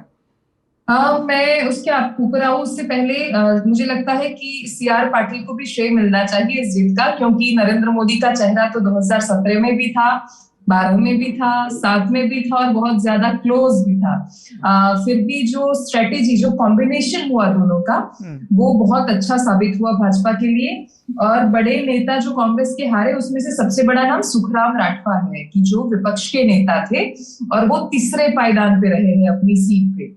और जो कांग्रेस से गई हुई लड़की थी, राधिका नाम था, आम आदमी पार्टी में वो बहुत सारी वोट लेकर गई, तो वो भी दर्शाता है कि बहुत सारा आदिवासी इलाके के जितने वोट या फिर छोटू वसावा का हार जाना बहुत बड़ा संदेश दिया है 2022 में गुजरात की जनता ने कि अगर आप हमें टेकन फॉर ग्रांटेड लेते हैं कि हम आपको ही वोट देते हैं, तो आप फिर बहुत निश्चिंत हो जाते हैं कि ये तो हमें ही मिलने वाले हैं, तो वो अब नहीं चलेगा।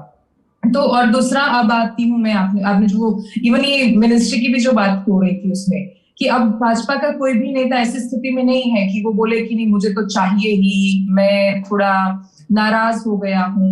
क्योंकि अभी जो पूरे मंत्रिमंडल का जब इस्तीफा हो गया विजय रूपाणी के साथ, तो जयेश रादड़िया को मनाना पड़ा था इस बार उनको शायद ले भी सकते हैं, लेकिन फिर भी कोई ऐसी स्थिति में नहीं है कि वो ऐसा बोलेंगे।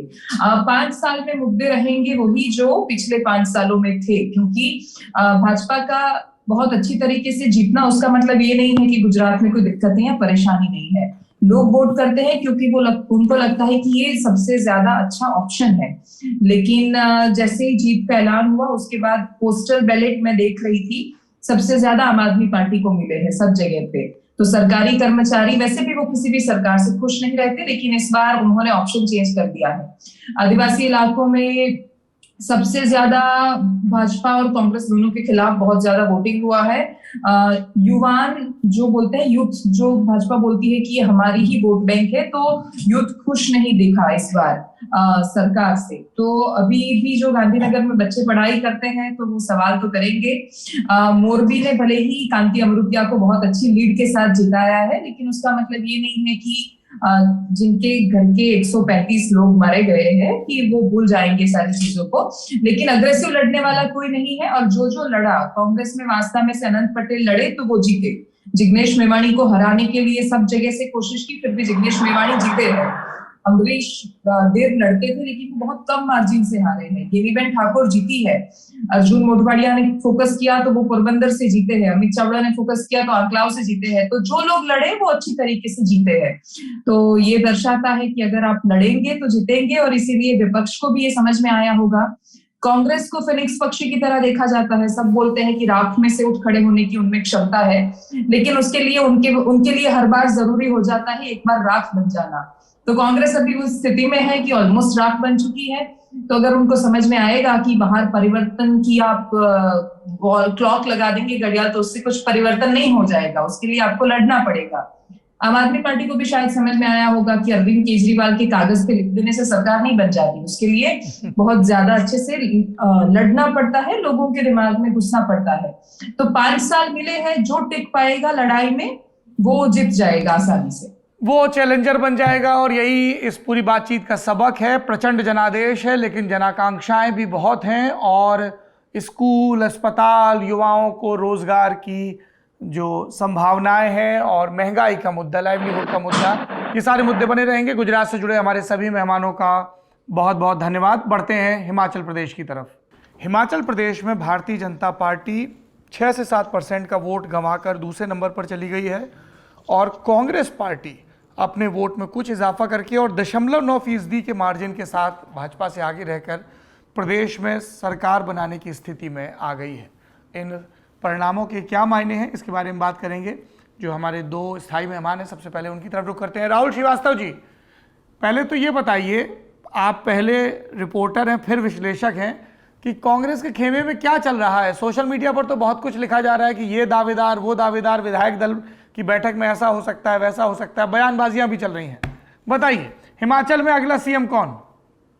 चुनाव से पहले जब हम बात करते थे तो पूरा, आधा और पौआ, ये क्लेम लेने वाले जो नेता थे हिमाचल में चीफ मिनिस्टर के कांग्रेस पार्टी में, तो कहा जा रहा था कुल मिला के करीब 17। अब चुनाव का रिजल्ट आया है। कल हम पूरा दिन, जब चुनाव का रिजल्ट जिस समय आ रहा था, तो तमाम नेताओं से पूछा जा रहा था। तो हमने प्रतिभा जी से भी पूछा, जो कि वीरभद्र जी की पत्नी है, सांसद हैं, कि क्या आपका क्लेम है, आप मुख्यमंत्री बन सकते हैं? तब उन्होंने बहुत अच्छे अच्छे जवाब दिए थे हमें, लेकिन बाद में उन्होंने एक बयान टपका दिया है, और उस बयान में उन्होंने एक कहा है कि चुनाव जीता गया है वीरभद्र जी के नाम पर।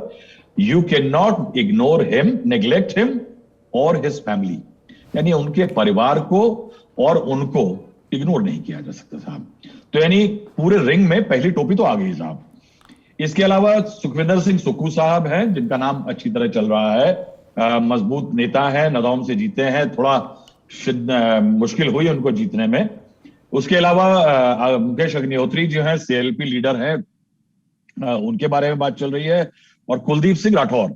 ये कुल मिलाकर के इन नेताओं के बारे में बातचीत चल रही है। अब परेशानी ये है कि फैसला कौन ले रहा है।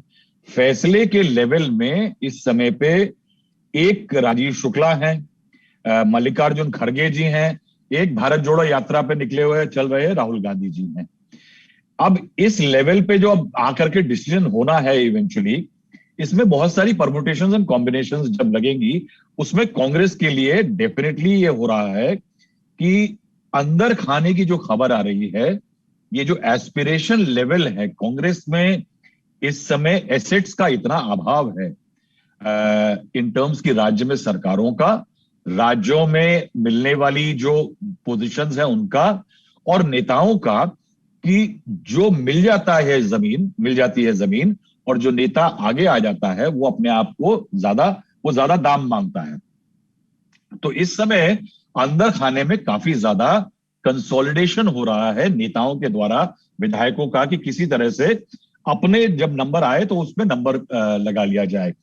देखना यह होगा कि ये उस लेवल पे तो नहीं जाता कि जिस तरह की राजस्थान में हुआ था, क्योंकि कांग्रेस इवेंचुअली फिर वो उसी सिर फुटावल के लेवल पे आ जाती है। जबकि हिमाचल मेरे ख्याल से कांग्रेस के लिए एक बहुत, जिसे कहेंगे, बून है, एक खुदा की नियामत की तरह मिला है, क्योंकि जिस तरह से कांग्रेस ने ये 3 चुनाव जो हुए उनको लड़ा है, अगर हिमाचल हार गई होती तो कांग्रेस के लिए काफी ज्यादा मुश्किल हो सकती थी। क्योंकि आप ये देखिए कि कांग्रेस का refusal to join the fight, यानी वो लड़ाई में लड़ने में नहीं दिख रही थी।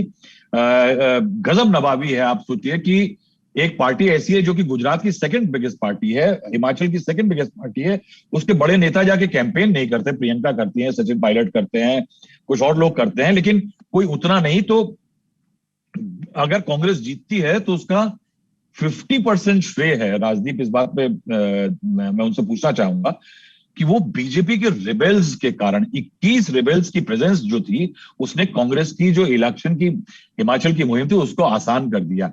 अगर ये 21 रिबेल ना होते तो ये स्टोरी जो है वो रिवाज बदल सकता था हिमाचल के अंदर। हालांकि हिमाचल में एंटी इनकम्बेंसी की एक लंबी हिस्ट्री है कि वो हर बार एंटी इनकम्बेंसी जनरेट कर देते हैं। तो इस समय पे कांग्रेस ने जो नेताओं को भेजा था, यानी आप सोचिए कि उनको शुभा था कि उनके नेताओं को वो रोक नहीं पाएंगे। तो बघेल साहब को और हुडा साहब को भेजा गया था। राजदीप लगातार राजीव शुक्ला और हुडा साहब से बातचीत कर रहे थे। वो, यानी जब जिस टाइम पे रिजल्ट आ रहे थे सौरभ, उस समय पे कांग्रेस के टॉप नेता ये उम्मीद कर रहे थे कि बीजेपी और अदर्स का आंकड़ा किसी तरह से कांग्रेस के आंकड़े से एक कम हो जाए। क्यों? उनको शक था कि अगर नहीं हुआ, अगर बराबर भी हुआ तो ये गवर्नर के पास जाएंगे, गवर्नर की तरफ से अगर इशारा इनको मिल गया तो कांग्रेस के लोग टूट करके चले जाएंगे। इस तरह की स्थिति है कि कांग्रेस एक ऐसी उहापोह की स्थिति में थी। हालांकि मैंडेट इवेंचुअली क्लियर आया है। तो मैं ये कहूंगा कि हिमाचल जो है कांग्रेस को अब प्रोटेक्ट करना पड़ेगा, क्योंकि अब ये कांग्रेस के लिए एक बेनिफिट गॉडसेंड की तरह से आया है, एक डार्क, जिसे कहेंगे silver line in dark clouds. और इसको प्रोटेक्ट अगर नहीं किया कांग्रेस ने, फिर से राजस्थान जैसे या इवन छत्तीसगढ़ जैसे एग्जाम्पल क्रिएट किए सरकार फॉर्मेशन में, तो कांग्रेस के लिए कोई बहुत नेशनल लेवल पे, क्योंकि गुजरात में ग्राउंड हार चुकी है, दिल्ली में वर्चुअली साफ हो चुकी है, यानी हर लेवल पे, लोकसभा, विधानसभा और म्युनिसिपल लेवल पे खत्म हो चुकी है। तो कहा साहब अब कांग्रेस को ये सीखना पड़ेगा, कुछ ना कुछ पढ़ाई लिखाई करनी पड़ेगी, मेहनत करनी पड़ेगी। क्योंकि अब इस समय पे कांग्रेस के एक बड़े नेता ने आज सुबह ने मुझसे कहा कि अब मेरे कबीले में तालीम का रिवाज नहीं है। मेरे बुजुर्ग मगर किसी समय पे तख्तियां बेचा करते थे।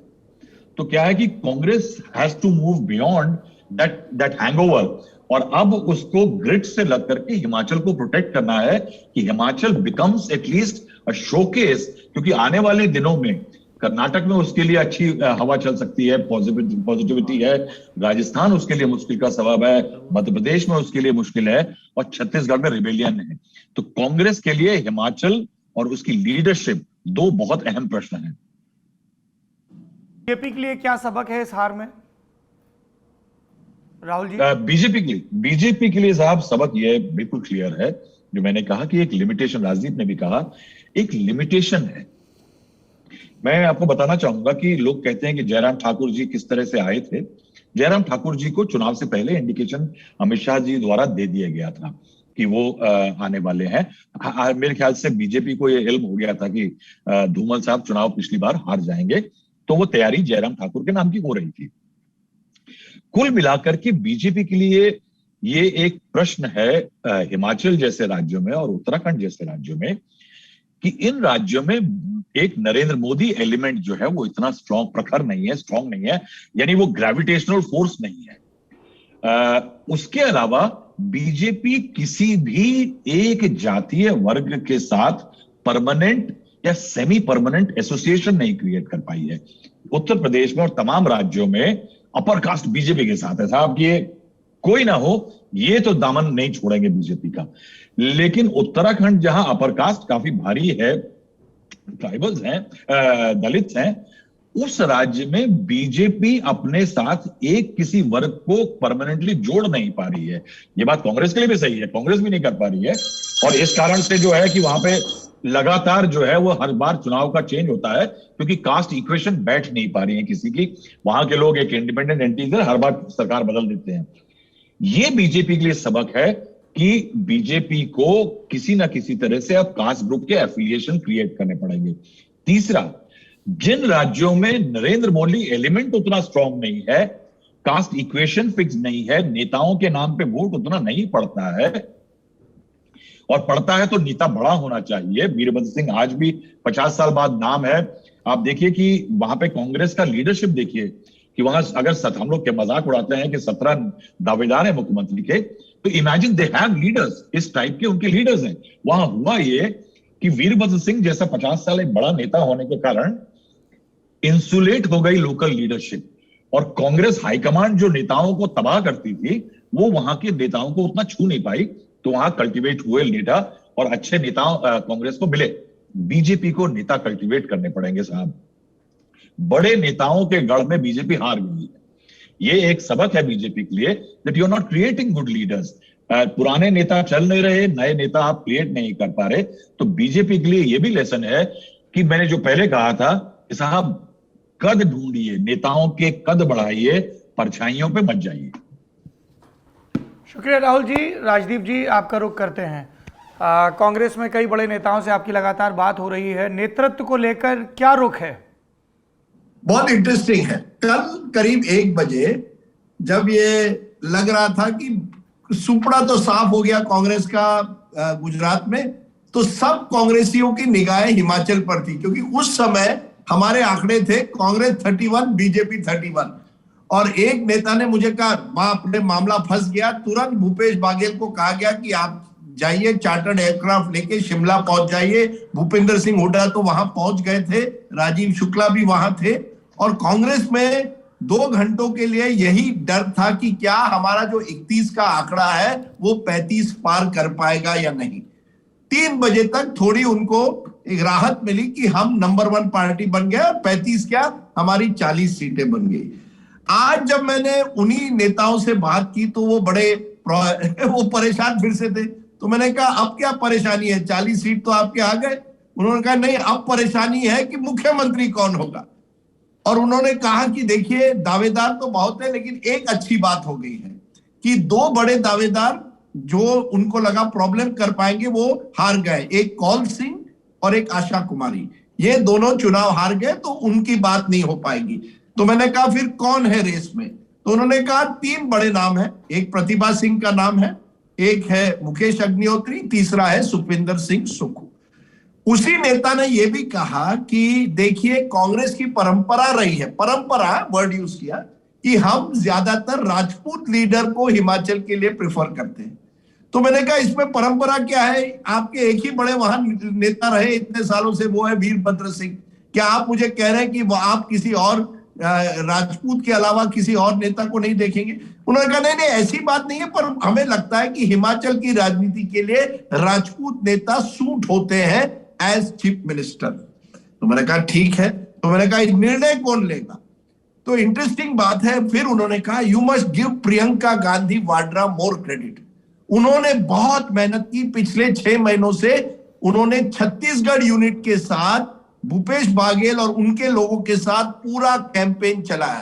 तो मैंने कहा मैंने तो केवल देखा कि उन्होंने 4-5 रैलियां एंड में की। उन्होंने कहा नहीं 6 महीने से, जब से उत्तर प्रदेश हारे, हमने प्रियंका गांधी को जून के महीने में ही कहा था कि अब आप हिमाचल देखिए, क्योंकि आपका घर है वहां, आप अक्सर जाती है वहां मशोबरा। तो मैंने कहा ठीक है, तो क्या आप मुझे कह रहे हैं कि प्रियंका गांधी वाड्रा डिसाइड करेगी? उन्होंने कहा देखिए she will be one of the decision makers. तो मैंने कहा और कौन है? उन्होंने कहा देखिए सोनिया गांधी से भी सलाह मशवरा होगी, राहुल जी से भी होगी, उसके बाद भूपेश बाघेल, भूपेंद्र सिंह हुड्डा से भी होगी और एमएलए से होगी।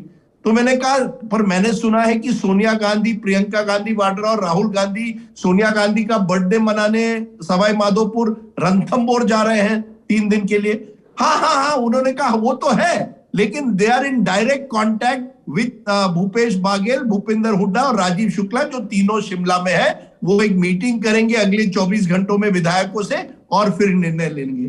तो मैंने कहा कौन आगे है उसमें?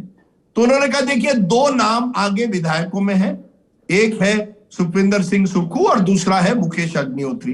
तो इन दोनों के बीच में चुनना है उनको। तो मैंने फिर पूछा कि जो नहीं बनेगा उनका क्या होगा? उन्होंने कहा देखिए जो नहीं बनेगा हम उनको भी संभाल लेंगे, ये पुरानी कांग्रेस नहीं है। तो मैंने कहा पुरानी कांग्रेस नहीं है, बदला क्या है?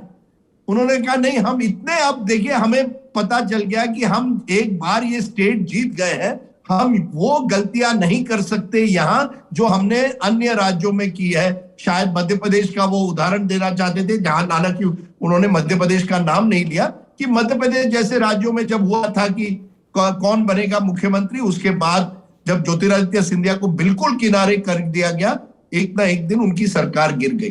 तो उन्होंने कहा नहीं, we will organise it in a way, this is a new high command, the new high command collective decision लेके किसी ना किसी को करेगा। हम बीजेपी की तरह नहीं है जो हाई कमांड भूपेंद्र पटेल जैसे अननोन को वहां ठोप देगा।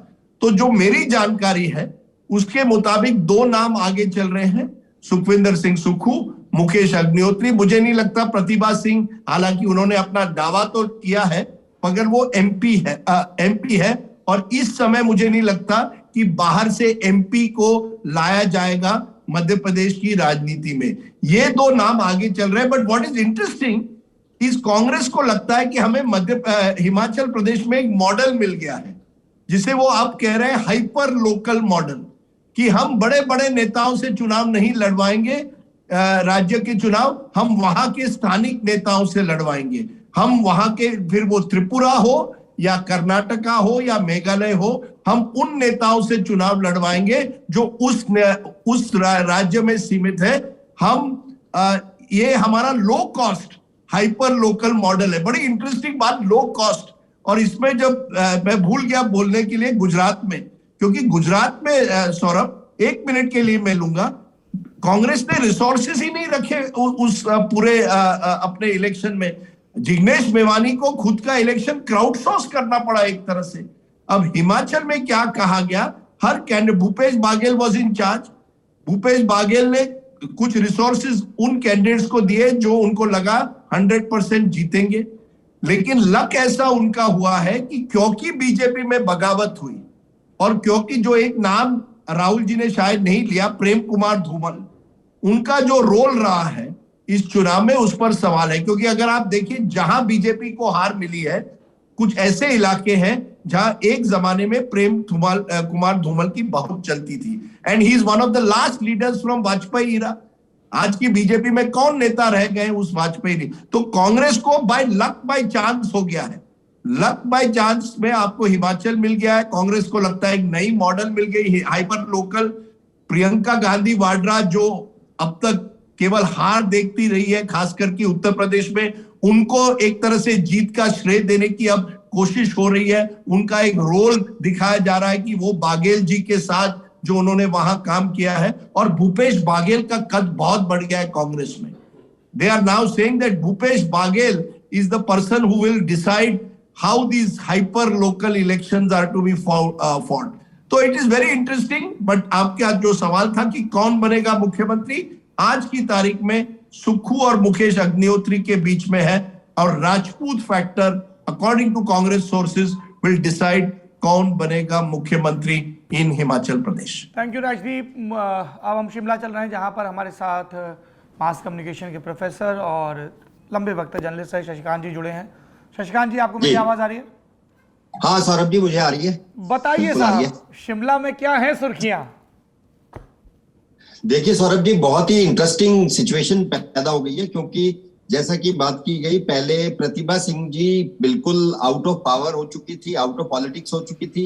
वीरभद्र सिंह जब जिंदा थे बिल्कुल वो राजनीति छोड़ चुकी थी एक तरह से। लेकिन उसके बाद जैसे वीरभद्र जी नहीं रहे तो प्रतिभा सिंह जी भी उसके बाद सक्रिय नहीं रही। लेकिन जब चुनाव से पहले अचानक कांग्रेस को याद आई कि वीरभद्र सिंह जी का परिवार एक ऐसा परिवार है, अगर वो नहीं है, अगर उन्हें आगे लाया जाए, क्योंकि कांग्रेस को 8-6 महीने पहले तक ये उम्मीद बिल्कुल नहीं थी कि वो हिमाचल में किसी भी तरह से फिर से जीत पाएंगे, क्योंकि पूरे देश की जो स्थिति चल रही थी, कांग्रेस को लगता था हिमाचल उससे अछूता नहीं है, और यहाँ भी वो ज्यादा प्रयास हिमाचल में कांग्रेस नहीं कर रही थी। और जब किसी कांग्रेस के नेता को कहा जाता था कि हिमाचल में चुनाव होने 8-10 महीने बाद तो आपकी पार्टी शायद जीत जाए, तो वो विश्वास नहीं करता था। विश्वास कांग्रेस के नेता नहीं करते थे कि हम पार्टी फिर से सत्ता में, हिमाचल की सत्ता में वापिस आ पाएंगे। और एक स्थिति ऐसी थी कि अनमने ढंग से कांग्रेस हिमाचल को ले रही थी, और कोई किसी तरह का लग नहीं रहा था कि कांग्रेस अचानक इस प्रदेश को जीत पाएगी। तो ऐसी स्थिति में उन्हें लगा कि शायद, क्योंकि विपक्ष के तौर पर कांग्रेस का जो कार्य था वो बहुत ऐसा भी नहीं था कि जयराम सरकार को लगातार घेरती रही हो। हालांकि मुकेश अग्निहोत्री विपक्ष के नेता के तौर पर विधानसभा के भीतर खूब हो हल्ला मचाते रहे और वॉकआउट करते रहे, और उन्हें जितना हो पाया वो अंदर पूरी तरह से जोर लगाकर भाजपा की सरकार को घेरने का प्रयास करते रहे। लेकिन कांग्रेस की रणनीति के तौर पर अगर आप देखें तो विपक्ष के तौर पर कांग्रेस वैसी निष्क्रिय नजर आ रही थी जैसे कि पूरे देश में। और अचानक कांग्रेस को लगा कि शायद एक एक्सपेरिमेंट किया जाए कि वीरभद्र सिंह जी का नाम जिस तरह से चलता था, हालांकि जब तक वीरभद्र सिंह जिंदा रहे उन्हें कांग्रेस ने कभी भी सीएम एक तरह से खुद कभी नहीं बनाया। वो लड़ झगड़ कर हमेशा सीएम बने 1993 के बाद के सभी चुनाव में। और ऐसी स्थिति पैदा हुई कि अगर आप कहें, बहुत सारे ऐसे किस्से हैं कि जब एक बार तो ऐसा हुआ था कि जब 2003 के चुनाव के बाद उन्हें कहा गया कि आप दिल्ली आ जाइए, क्योंकि उस समय उनकी जगह विद्या स्टोक्स को घोषित कर दिया था कांग्रेस हाईकमान ने, यहाँ का मुख्यमंत्री। और वीरभद्र सिंह ने कहा, विधायकों को जोड़ना शुरू किया था, और एक एक करके सभी विधायक उनके घर पर जमा जब हो गए तो सोनिया गांधी जी ने उन्हें कहा कि आप दिल्ली आइए, दिल्ली से हम घोषणा आपकी ही कर देंगे, लेकिन आप पहले दिल्ली आइए। तो वीरभद्र सिंह ने फोन पर जवाब दिया था कि मैं दिल्ली तो आऊंगा, लेकिन शपथ लेने के बाद। तो ये इस तरह की घटनाएं होती रही है कि उन्हें जब दिल्ली बुलाया गया वो नहीं गए, उन्होंने पहले हिमाचल में शपथ ली, फोन पर ही उन्होंने अप्रूवल ली, और विद्या स्टोक्स की जगह उनका नाम बदलकर वीरभद्र सिंह को फिर से मुख्यमंत्री बनाया गया। इसी तरह हर बार के चुनाव में उनकी घोषणा जो है कांग्रेस बड़ी मुश्किल से करती रही है। और आज स्थिति इतनी विचित्र है, इतनी वो है कि जीते जिस वीरभद्र को कांग्रेस हाईकमान कभी स्वीकार नहीं करती थी, सीडब्ल्यूसी का मेंबर बनने के लिए पूरी जिंदगी लड़ते रहे। एक बार तो सीताराम केसरी जब कांग्रेस के अध्यक्ष बने, वो रो पड़े उनके सामने यहाँ पर एक जनसभा में कि मुझे सीडब्ल्यूसी का मेंबर नहीं बनाना चाहती, कांग्रेस में इतना सीनियर लेता हूँ, 60 के दशक से राजनीति कर रहा हूँ, और उसके बावजूद मुझे मेरे साथ सौतेला व्यवहार कांग्रेस हाईकमान करती है। आज उसी वीरभद्र सिंह को याद करके उनके परिवार तक को पूजा जा रहा है। कांग्रेस याद कर रही है, पूरा चुनाव कांग्रेस ने आज वीरभद्र सिंह के नाम पे लड़ा। और प्रतिभा सिंह को आगे लाने की जो पूरी रणनीति थी वो सिर्फ ये थी कि वीरभद्र सिंह जी के नाम को इस्तेमाल किया जाए पूरे चुनाव में, और उनका नाम इस्तेमाल भी हुआ, पूरी तरह से इस्तेमाल हुआ। और मुझे याद है कि पिछली बार के चुनाव में जब उन्होंने कहा था कि मुझे मुख्यमंत्री के तौर पर प्रोजेक्ट करे कांग्रेस, तो कांग्रेस ने उन्हें एक बार प्रचार कमेटी का अध्यक्ष बना दिया था कि आप प्रचार कमेटी के अध्यक्ष बनिए। तो बड़े कद्दावर नेता थे वीरभद्र सिंह, उन्होंने उस समय एकदम से कांग्रेस हाईकमान को कहा कि आप मुझे बड़ा अच्छा एग्जाम्पल उन्होंने दिया था कि आप मुझे नींबू मत समझिए कि मेरा आप जूस निकाल लें और मुझे फिर निचोड़ कर फेंक दें, ये कभी नहीं होगा। प्रचार कमेटी का अध्यक्ष मैं कभी नहीं बनूंगा, मैं भोंपू नहीं हूं जो आपका भोंपू बजाऊं, मुझे आप मुख्यमंत्री घोषित कीजिए। तो वीरभद्र सिंह जैसे ऐसे नेता जो कांग्रेस हाईकमान से लगातार लड़ते रहे, और कांग्रेस हाईकमान, मौजूदा कांग्रेस हाईकमान जो अभी है, वो कभी उन्हें पसंद नहीं करती थी उस तरह से नेता के तौर पे। उसी आज कांग्रेस हाईकमान को प्रतिभा सिंह याद आई और उन्हें आगे लाया गया और उनसे आग्रह किया गया कि आप अध्यक्ष बन जाएं। और जब वो अध्यक्ष बनी, अध्यक्ष बनने के बाद उन पर यह शर्त लगाई गई कि जो अध्यक्ष बनेगा वो विधानसभा का चुनाव नहीं लड़ेगा।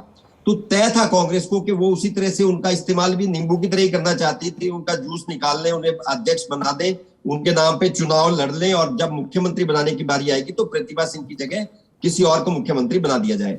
लेकिन प्रतिभा सिंह में भी मुझे लगता है कि वो राजनीतिक एक तरह से उनमें भी वो दृष्टि आ गई है जो वीरभद्र सिंह में थी, और खासतौर पर विक्रमादित्य में वो दृष्टि आ गई है जो वीरभद्र सिंह में थी। उन्होंने मौके का फायदा उठाया और वो चुपचाप उसमें अध्यक्ष बन गए। हिमाचल कांग्रेस के अध्यक्ष बनने के बाद सबसे बड़ी बात जो उनके हाथ में आई वो टिकट आवंटन के दौर के समय उन्होंने बहुत सारे टिकट अपनी मर्जी से आवंटित करवाए, और अब वही उनकी स्ट्रेंथ है। अगर आप देखें आज जैसे कि अभी चर्चा हुई पहले कि प्रतिभा सिंह का नाम नहीं है, क्योंकि प्रतिभा सिंह लोकसभा की सांसद है। और मजेदार बात यह है कि मंडी लोकसभा क्षेत्र में अगर आप देखें 10 विधानसभा की सीट्स हैं, 10 में से 9 में भाजपा विजयी रही है। वहां पे जयराम ठाकुर जी का जलवा खूब देखने को मिला। मुख्यमंत्री वो वहां से थे, मंडी से थे, तो सिर्फ एक विधानसभा सीट पे कांग्रेस वहां पर जीत पाई है।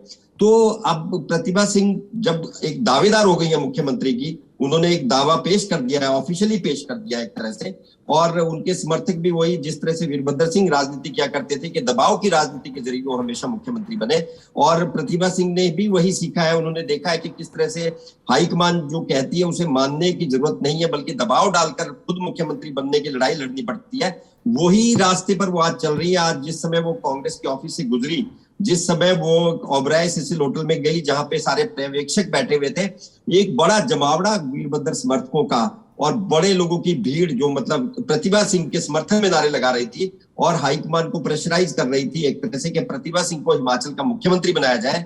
हालांकि पहली शर्त जब उन्हें अध्यक्ष बनाया गया था यही थी कि वो मुख्यमंत्री तो बनेंगी, मुख्यमंत्री नहीं बनेंगी क्योंकि उन्हें अध्यक्ष बनाया जा रहा है, और वो विधायक का चुनाव भी नहीं लड़ेंगी।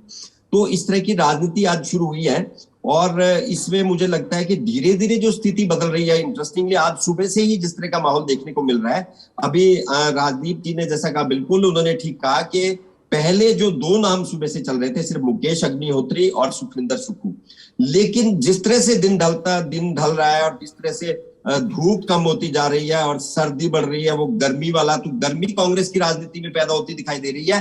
क्योंकि प्रतिभा सिंह की दावेदारी अगर आप शिमला के माहौल में देखें तो सबसे ज्यादा मजबूत नजर आ रही है। जो नारेबाजी उनके पक्ष में हो रही है, जो दबाव उनके पक्ष में बन रहा है, उस तरह का दबाव देखने को वीरभद्र सिंह के समय में ही मिलता था। तो कांग्रेस जो कि ये बिल्कुल तय कर चुकी है कि प्रतिभा सिंह को अगर चुनाव लड़ाया जाता है, जैसा कि राजदीप जी ने कहा कि लोकसभा का चुनाव फिर लड़ना पड़ेगा उन्हें, मंडी लोकसभा का फिर से उपचुनाव वहां होगा। और प्रतिभा सिंह की जो प्रपोजल है, जो हमें सूत्रों से पता चला है, वो ये है कि अगर वो वहां से रिजाइन करती हैं सांसद के तौर से और मुख्यमंत्री बनती हैं, तो विक्रमादित्य सिंह को सांसद के टिकट दी जाए और विक्रमादित्य सिंह वहां उस लोकसभा सीट से चुनाव लड़के सांसद बनेंगे, जो उनके पिता की सीट थी या उनकी माता की सीट थी। और उसमें एक फायदा वो कांग्रेस को ये बता रही है कि अगर इस तरह से किया जाता है तो कांग्रेस एक वाइब्रेंट पार्टी के तौर पर हिमाचल में ही मौजूद नहीं रहेगी, लगातार जीत दर्ज करने का रिकॉर्ड वो कायम करेगी। क्योंकि प्रतिभा सिंह को लगता है कि हम मंडी लोकसभा की सीट वीरभद्र सिंह जी के नाम पर एक बार उपचुनाव तो कम से कम फिर से जीत सकते हैं। और अगर विक्रमादित्य वहां पर कैंडिडेट होगा तो विक्रमादित्य राजा साहब के नाम पे, मतलब अपने पिता के नाम पे, और अपनी माता अगर वो मुख्यमंत्री होगी तो किसी भी सूरत में वो चुनाव नहीं लूज करेगा। तो अगर मंडी लोकसभा चुनाव फिर से जीता गया तो पूरे देश में एक बार फिर चर्चा होगी कि एक और उपचुनाव जो लोकसभा का था, हिमाचल विधानसभा का भी नहीं था, लोकसभा के चुनाव में एक बार फिर कांग्रेस विजयी हुई। तो ये जो विजय यात्रा हिमाचल से शुरू हुई है कांग्रेस की, जो संजीवनी उसे यहाँ मिली है, उसका जो मूर्छित रूप है कांग्रेस का इस समय आप देख रहे हैं, वो मुझे लगता है बेहोशी से बाहर आना शुरू करेगी। और उसके लिए उन्हें लगता है कि उपचुनाव की राजनीति भी एक अच्छी राजनीति है।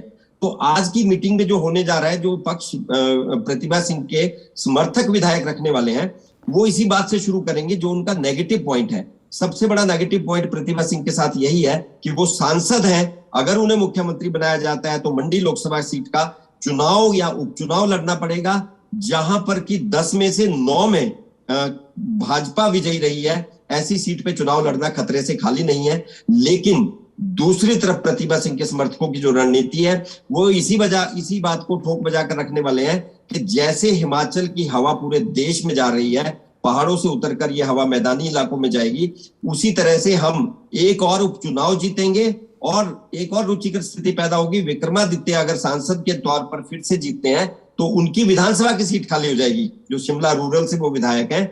वो निश्चित तौर पर, उसमें इस बात पे कोई दो राय नहीं है कि किसी तरह का मुकाबला होगा। अगर विक्रमादित्य की जगह कांग्रेस किसी भी व्यक्ति को वहां खड़ा करेगी, शिमला रूरल वो कांग्रेस की सीट है, कांग्रेस का गढ़ है, वहां आराम से विक्रमादित्य की जगह एक और व्यक्ति वहां से विधायक बन के कांग्रेस का आ जाएगा। तो ऐसी स्थिति में कांग्रेस का मानना यह है कि 2024 के लोकसभा चुनाव जब तक आएंगे वो हिमाचल में एक ऐसी हवा, ऐसा माहौल पैदा कर देंगे कि प्रतिभा सिंह मुख्यमंत्री होंगी। एक उपचुनाव होगा मंडी लोकसभा का जो कांग्रेस जीत के जाएगी, जिसकी चर्चा पूरे देश में की जाएगी। एक उपचुनाव होगा विक्रमादित्य की सीट का। आपने बताया शशिकांत जी, ये बात हमें, ये दावेदारी समझ में आ गई है। आज के नेता नगरी में इतना ही। इस पूरी बातचीत के बारे में आपकी जो भी राय हो कमेंट बॉक्स में जरूर बताइए। शुक्रिया।